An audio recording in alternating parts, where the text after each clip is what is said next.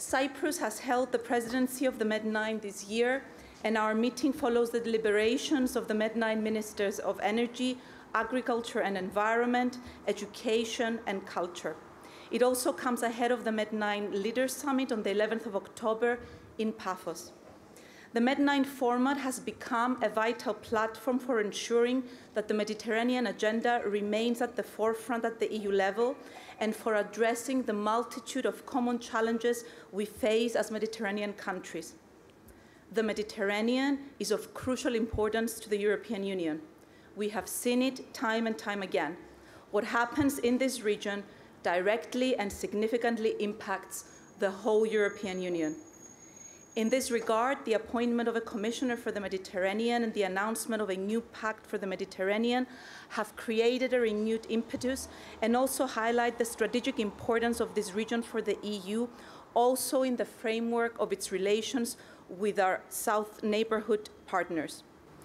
Our meeting comes at a time of deeply alarming developments in the Middle East, Cyprus's immediate neighborhood and the EU's neighborhood. During our first session, we discussed the latest regional developments, particularly in light of the deteriorating situation in our neighboring Lebanon, the tragic and constantly worsening humanitarian situation in Gaza, as well as Iran's attack against Israel that we condemn in the strongest terms and which constitute a serious threat to regional stability. We reiterated the importance of a ceasefire across the Blue Line and the full implementation of the UN Security Council Resolution 1701, the strengthening of UNIFIL, and establishing the conditions for both Israelis and Lebanese to return in safety to their homes. The sovereignty of both Israel and Lebanon has to be guaranteed. To this end, the efforts of France and the United States must be actively supported. Additionally, we discussed the need for the implementation of the United Nations Security Council Resolution 2735 on Gaza by reaching a ceasefire agreement that secures the release of all hostages while surging the unimpeded humanitarian aid. We are gravely concerned about the risk of further escalation of the conflict across the region and its spillovers, including implications on maritime security and freedom of navigation in the Red Sea, and we urge once more for utmost restraint. Now is the time for diplomacy.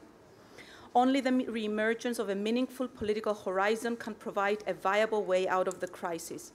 In this regard, we reaffirmed our commitment to the Middle East peace process for a lasting and sustainable peace in accordance with the relevant resolutions of the UN Security Council. This is the way forward also towards lasting stability in the region as a whole. Cyprus has stood as the EU's enabling anchor in the region, part of the solution to the region's challenges. And so following the 7th of October terrorist attack against innocent civilians and the humanitarian crisis in Gaza, Cyprus delivered the Amalthea Maritime Corridor to the international community as a supplementary route to the international community for the delivery of assistance. We have worked closely with regional EU partners and institutions to operationalize the corridor in what we consider to be our moral responsibility to this region. During next week's summit, our leaders will focus on regional developments. The King of Jordan will be attending the summit both to discuss the situation in the Middle East as well as EU-Jordan relations. In our second working session, we focus on the MED9 priorities for the new institutional cycle. It is essential that the Mediterranean perspective is reflected in shaping EU policies and priorities in the years to come. The EU is entering this cycle in a volatile and highly challenging global geopolitical context. These challenges, alongside issues such as migration, long-term competitiveness, demographic challenges, and sustainable prosperity, directly affect the Mediterranean.